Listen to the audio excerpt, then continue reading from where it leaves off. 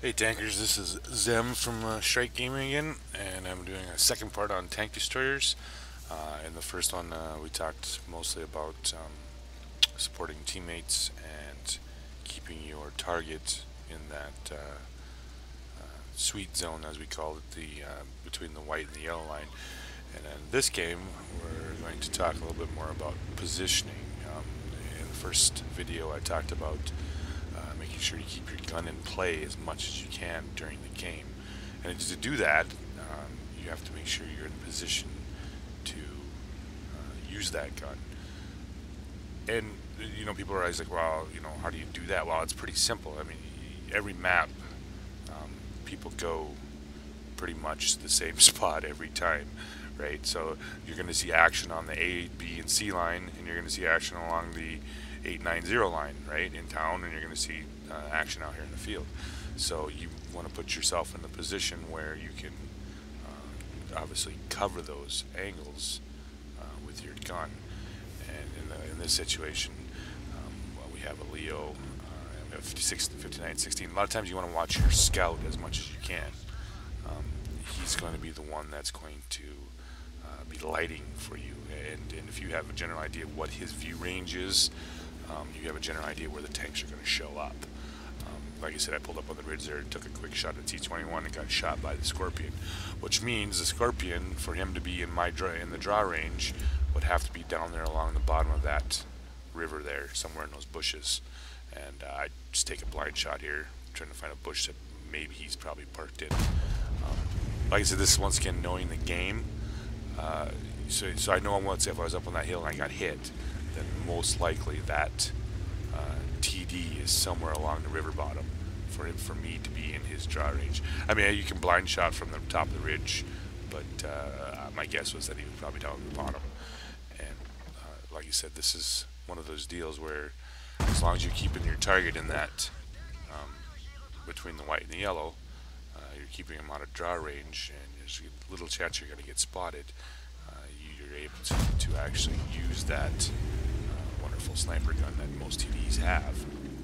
And like I said, this is one of those deals where you always got to keep an eye on your scout. Obviously our scout's doing a fairly good job.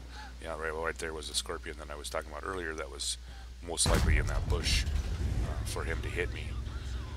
And like I said, this right here, the scout is your eyes, and typically you as a TD, especially being in the position that you want to be, is you want to try to keep them alive.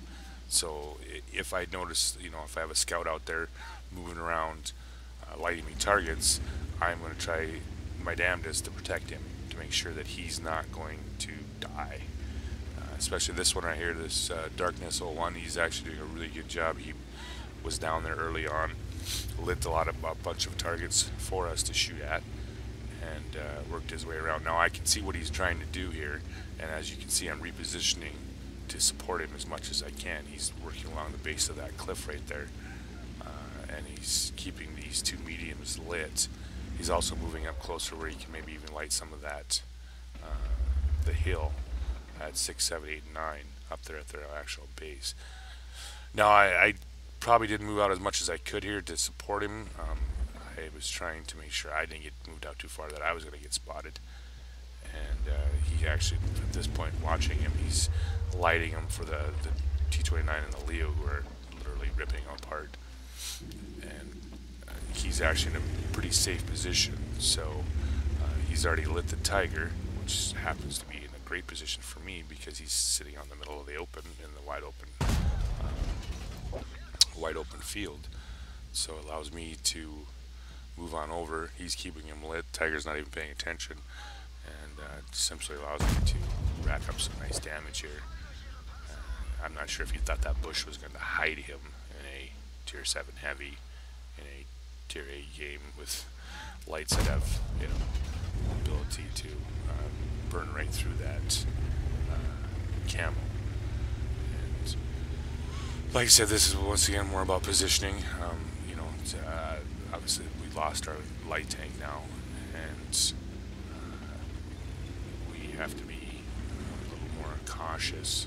But like I said, once again, the positioning on our TDs really is dependent, especially on the light skin TDs. It's really dependent on how well your team decides to move out. You have to have lights, right? It's obviously you can do it yourself, but you're not going to survive very long, especially with um, these TDs that have little or no armor, and there's a good chance that you're not going to survive if you're lighting yourself. So now we do know at this point that after counting all the tanks, we only have one IS left here, and the rest of the tanks are in town. Once again, you're counting tanks, especially as a TD driver. You have a general idea where all the tanks are, and that you're not going to get spotted or shot as you moved up. And our two heavies here are pushing up into toward their cap, so we know that there's at least one more tank over there in IS. So you guys say that I'm constantly moving around here, trying to increase the draw range for me to, and even that too. Not only that is I do have binocs on this tank, able to find out where he's at, and luckily one of our heavies did spot him fairly within our draw range, so we were allowed to shoot. Now here comes kind of the turning point of this battle. Now we know the town's lost, and we know we have two tanks back toward base that are spotting anything coming toward base. And now I'm playing this position as, and this is what I'm thinking, is that I'm probably going to get at least one or two tanks coming toward our cap. So I move back, especially since I see the Leo moving back. He's going to be providing the eyes, at least maybe to see what's coming down from town.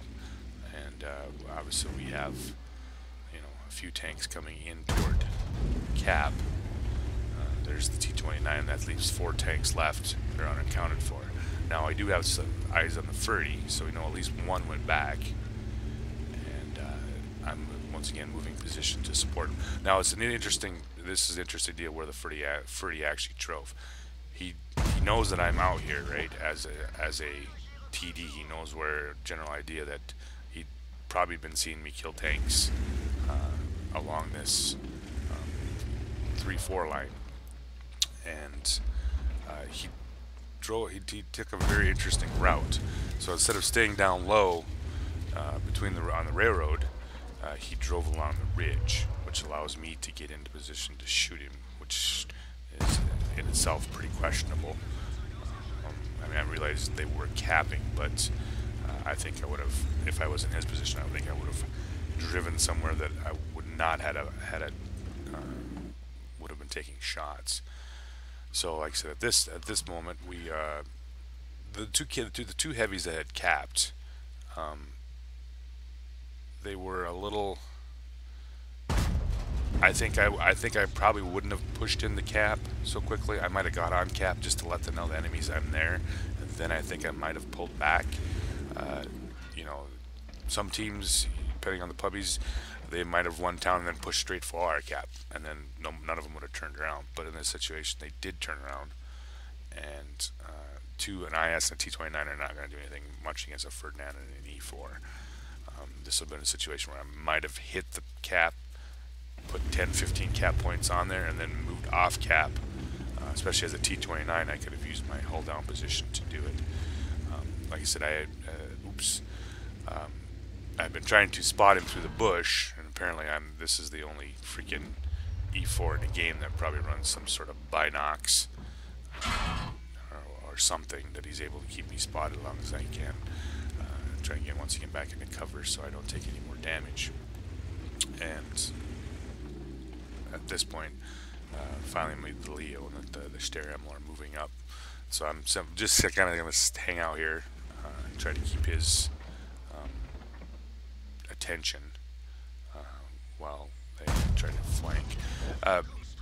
Now you notice Leo where he's at over on the 0 line. He is trying to do somewhat of a spotting run, but you also notice too is that neither one of us TDs can support him at all. He has no support at all. Yeah, I guess if I would have been the Leo, I would have stayed on the 7 line or the 6 line where he at least had support. He could still have spotted the E4, but he would have still had support. So at this point, there's not much we can do to help the Leo. He's moved himself out of position. He's moved himself into a situation that neither one of us can provide support for him. This is not. I mean, it's not a big deal. It's just something to always remember that if you're going to be if you have TDs supporting you, you want to make sure that they have a firing lane for you to shoot at. So, he moved himself off in the position where neither one of us could support him. So at this point, we still have a pretty good chance of winning. He's a one-shot for the two of us, and now it's just a simple matter of finding him where he's at. And I have a pretty good idea. Like I said, he's right now just staring at me. I could jump back up there and probably get my, almost 6k damage, but I'm much better off just letting the stare ammo finish him off and win the game. Like I said, this is the map in question. Like I'm pointing out here, I guess, is the constant positioning. You know where the tanks go. You know where the enemy tanks go. Every map's has this: mediums go here, lights go here, heavies go here, right. So you need to put yourself in the position that you're going to be able to get shots. And obviously, in the Scorpion G on this map, yeah, I could have gone town. That's a little more of an advanced technique. If you're going to be a TD driver, you can take light skin TDs in town, but you're going to have to be able to play that. And 90% of TD drivers maybe not have that skill to do it.